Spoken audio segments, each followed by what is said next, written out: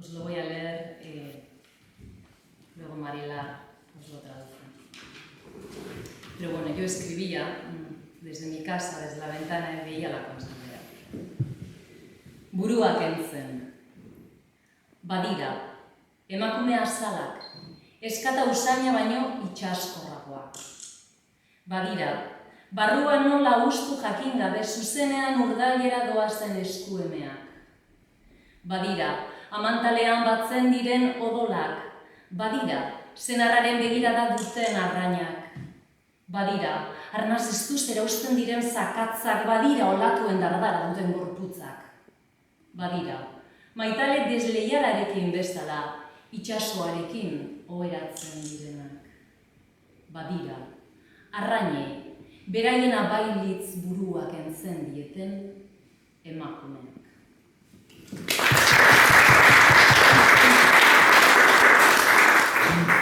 Arrancando cabezas. Hai peles de muller que son máis penetrantes que o cheiro das escamas. Hai mans femininas que van dereitas ás entrañas sen saber como valeirar o seu propio interior.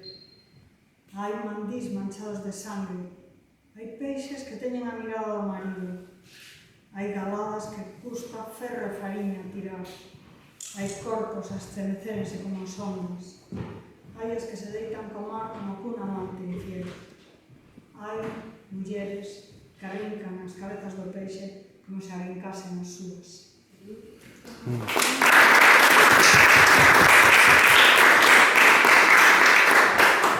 El siguiente poema se titula Lavadora. Y bueno, resulta que un día se me rompe la lavadora, un tema muy doméstico, y necesitamos poner la lavadora pues, si no es todos los días, cada 2 días, ¿no? Y ese mismo día me entero que un amigo y vecino mío lo lleva a la mar, se muere. Pero claro, tengo que seguir viviendo, el mundo gira como la lavadora.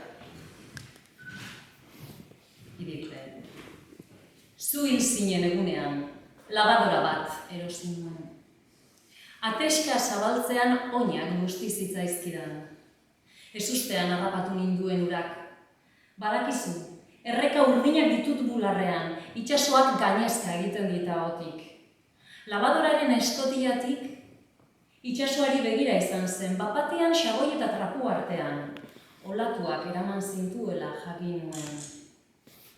Garbi barrura atzamarrak sartu, eta zure bila aritu nintzen alferrik. Ahotik egin nuen egar. Belarrietatik, zilborretik, eskuetatik, azaletik. Eta orain, hildako ibaiak ditut zainetan eta labadora berri bat.